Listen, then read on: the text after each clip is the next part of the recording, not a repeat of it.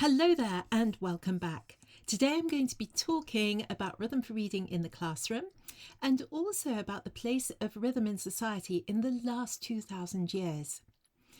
So more recently, in 2012, there was an interesting drive to depict educational service providers, a little bit like me, as snake oil merchants who are circling schools like sharks.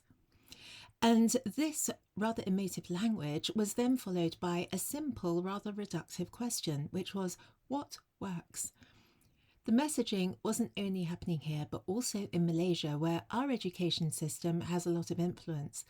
And phrases there, such as clear the swamp, were having a big impact on those offering educational services.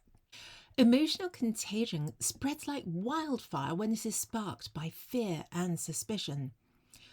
Researchers at that time established that fear-based emotional contagion is effective in the online space as well as offline. Of course, we now know that social media is able to judge how users are feeling and exploits their emotional state when pushing adverts to them. And we also know that young people have been really affected by this.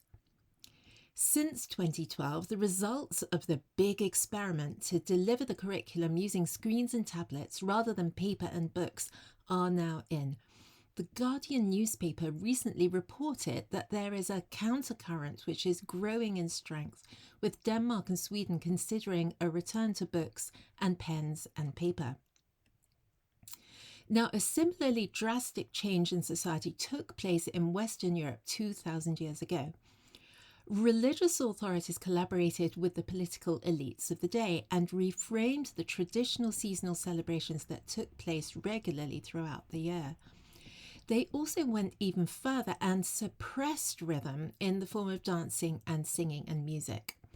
So the repetitive rhythmic patterns of traditional dances and the lyrical phrasing of epic poems and ballads were replaced by long, sinewy threads that distorted rhythmic proportion and balance. And the descendants of these types of chants are still in use in monasteries as plainsong today. Rhythm underlies all aspects of our biology, from our heartbeat and breathing to the protein clocks in individual biological cells within the body. We can see that rhythm underpins all biological processes, including those involved in communication and social engagement. Rhythm is the foundation of our health. Drug companies know this and prescribe doses of medicine at regular and specific times of the day for this very reason. So the way that we express ourselves and communicate with others is also rhythmic. And we know, of course, that there is a comfortable back and forth in the social interaction. And even within every phrase, there is also a precise rhythmic structure. It's not particularly hidden, but in the classroom, it is definitely neglected. Whereas the more superficial layers of communication, such as spelling, punctuation, and grammar, are assessed and they are taught in a systematic and explicit way. Now, it shouldn't be surprising that improving children's sensitivity to rhythm would help their focus, their phonemic awareness, their reading fluency, accuracy, and comprehension.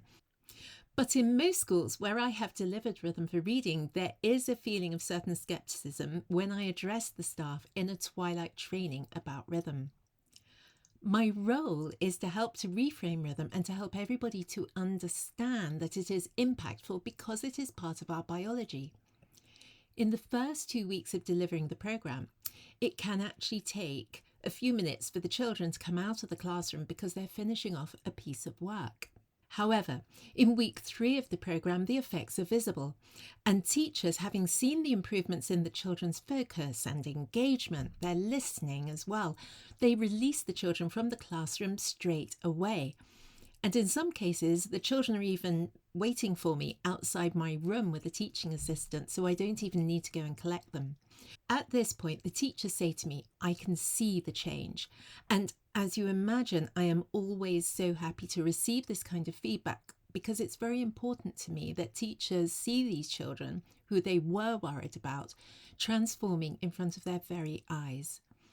At this point, school leaders sometimes ask me enthusiastically, can we do this more than once a week? Now, I've tested whether this helps, and it doesn't. It seems that the weekly dose allows just the right amount of time for assimilation.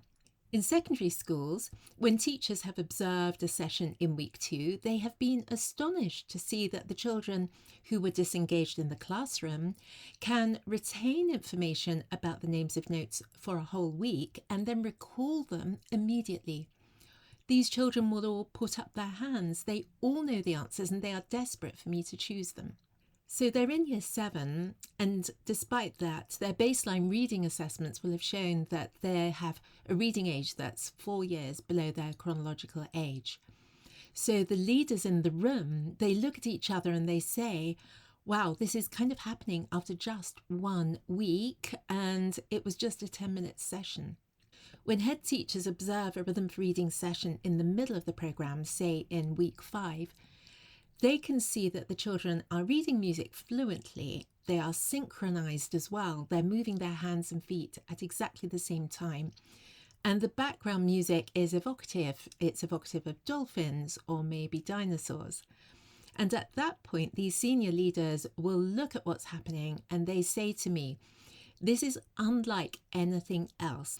So the children go back to class after 10 minutes, and for this reason, they haven't lost a huge amount of curriculum time at all. But this small investment in rhythm has leverage. It's not like other reading interventions that involve having expensive folders and workbooks, training days, and of course, marketing budgets. This is just a return to simple, natural rhythm, which has been lying dormant and untapped in the children's nervous system.